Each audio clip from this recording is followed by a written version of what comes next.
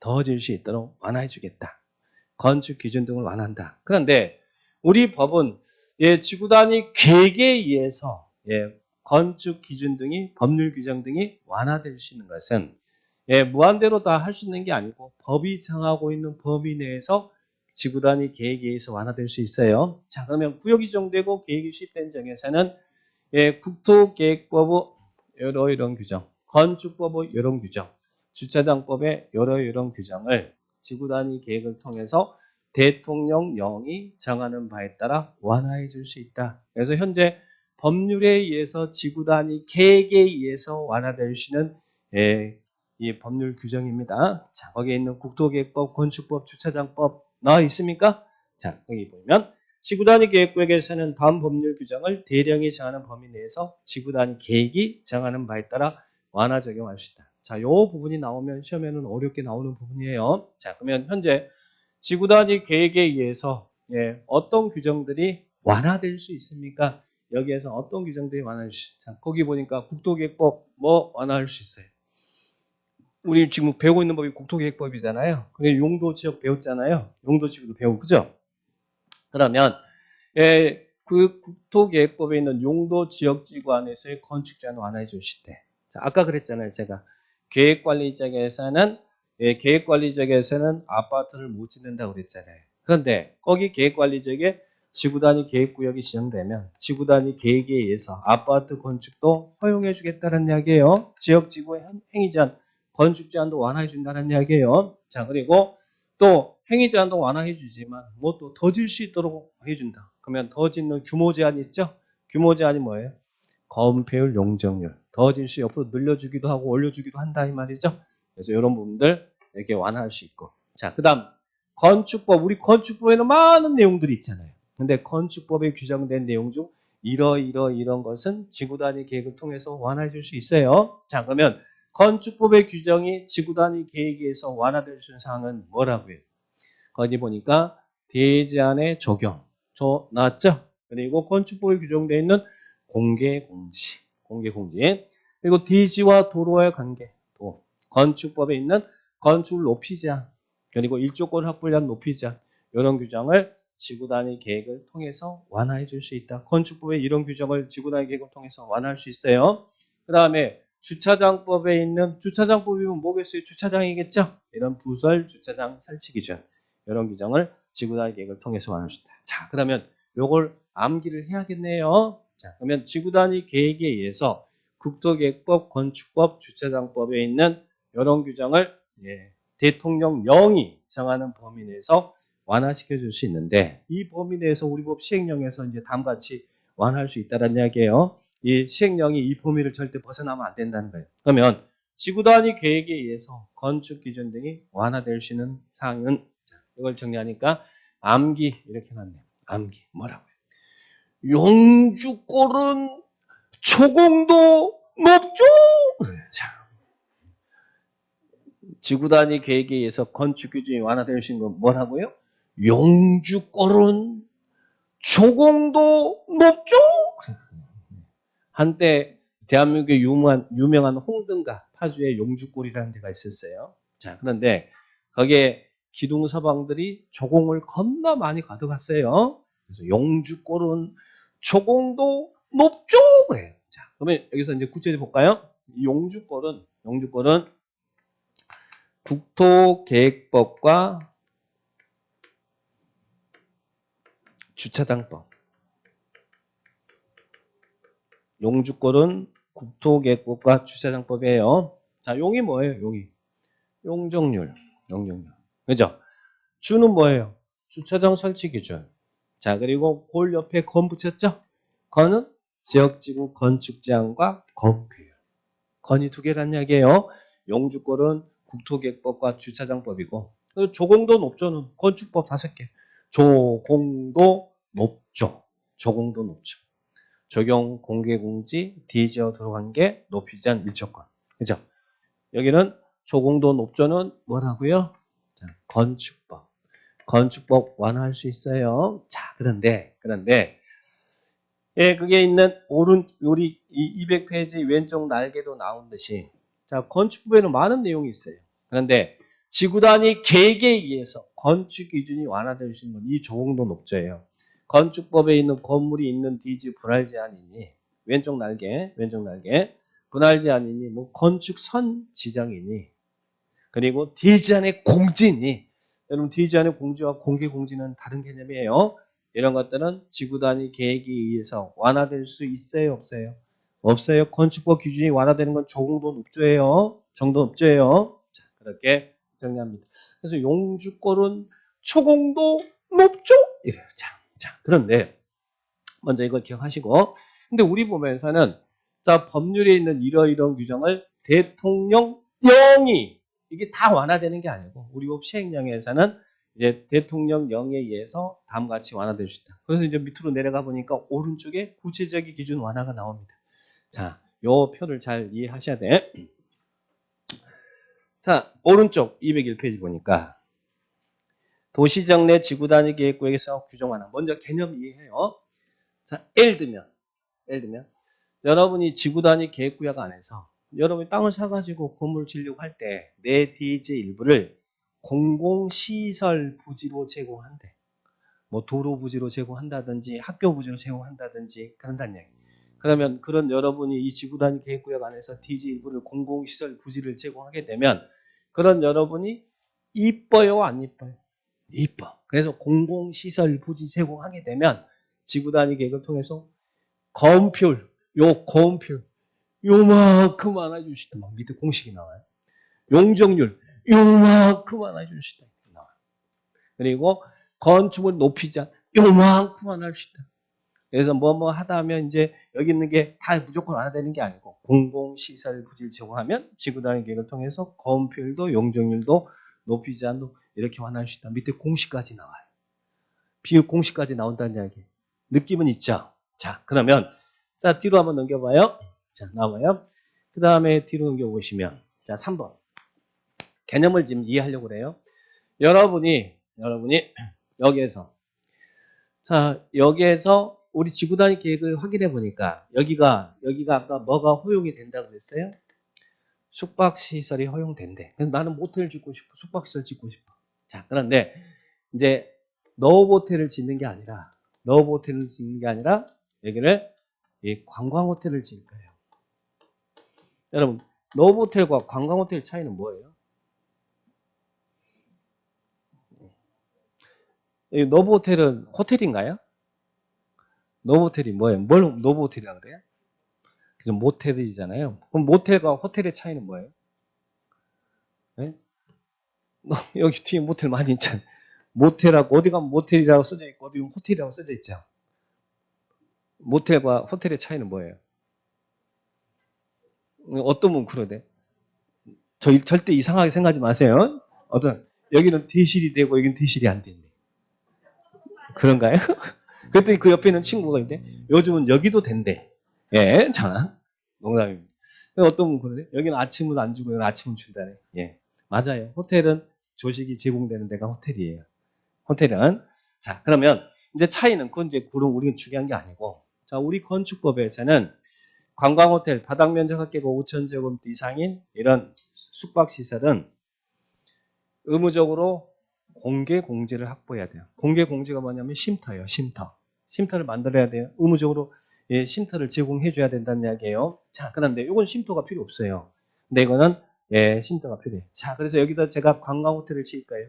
그러면 저는 의무적으로 여기다가 건축법 규정에서 공개 공지를 확보해야 되잖아요. 쉼터만. 우리 건축법에서는 공개 공지는 대지 면적의 10% 이내에서 공개 공지 확보하라 그러거든요. 근데 건축법에 규정되어 있는 이 공개 공지 의무 면적을 초과해서 설치했대.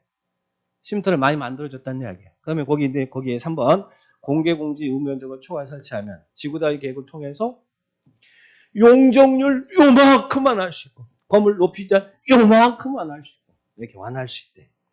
완화시켜 줄 수 있고 그래서 공식까지 나와 있잖아요. 이해합니까? 자, 그 다음에 또 4번의 건폐율 완화, 건축 제한 완화, 6번 주차장 설치 기준. 자, 보세요. 지구 단위 계획 6번. 지구 단위 계획이 인사동처럼 차 없는 거리 조성. 또 지구 단위 계획이 한옥마을 보전. 이런 지구 단위 계획의 목적이 한옥 보전이라든지 차 없는 거리 조성이면 주차장법에 있는 차가 없어도 된다는 이야기잖아요. 자, 그러면 주차장법에 있는 주차장 설치 기준을 100% 이하까지 완화할 수 있다든지, 그죠? 100%까지 완화할 수 있다든지. 자, 그리고 여기 밑에 6번에 얼마까지 완화할 수 있다고요? 100%. 차가 없으니까 주차장 안 만들어도 된다 이 말이잖아요. 그죠? 100%까지 완화할 수 있다든지. 자, 그 다음에 자, 그래서 우리 법에서는 지금 우리 시행령에서 뭐뭐 하다면 그래서 이제 건필도 완화하고 용적률도 완화하고 쭉 이렇게 쭉 이렇게 열거돼 있어요. 자, 그런데 밑에 오른쪽 203페이지 10번을 보시면 10번에 건필 용적률 완화 범위라는 말이 나옵니까? 그래서 1대2에서 아까 뭐 공공시설 부지 제공하고 막 공공 설치하고 막 이런 거 있었잖아요. 지금 완화되는 사항이 쭉 있잖아요. 그러면 제가 이랬잖아요. 방금 전에. 제가 여러분이 공공시설 부지 제공하면 지구단위 계획을 통해서 건폐를 요만큼만 할 수 있고 용적률 요만큼만 할 수 있고 막 할 수 있다고 그랬죠. 그리고 또 아까 공개 공지 의무 면적 초과 설치하면 지구단위 계획을 통해서 용적률 요만큼만 할 수 있다 막 했죠. 근데 이렇게 완화하더라도 맥스가 걸려 있어요. 해당 용도지구에 적용되는 건폐율은 150%를 초과하면 안 된다. 이게 최대치 기준이라는 이야기예요. 맥스. 1.5배를 초과하면 안 되고 150이라는 건 1.5배를 초과하면 안 되고 용적률 요만큼 안 할 수 있잖아요. 그러나 해당 용도지구에 적용되는 용적률 몇 퍼센트를 초과하지 말아라. 200% 2배를 초과해서는 안 된다. 이게 맥스라는 얘기예요. 맥스. 뭐뭐 하다 보면 이렇게 완화할 수 있지만 그 맥스가 걸려있다는 최대치가 걸려있다는 이야기예요. 거기에 있는 10번에 보니까 거기에 있는 1에 2에서 완할 때 건폐 용적률은 해당 용도적 용도에 적용되는 건폐 150 용적률 200% 초과할 수 없다는 말 나옵니까? 나와요. 자, 그 다음에 자 밑으로 니은번 보세요. 니은번. 아까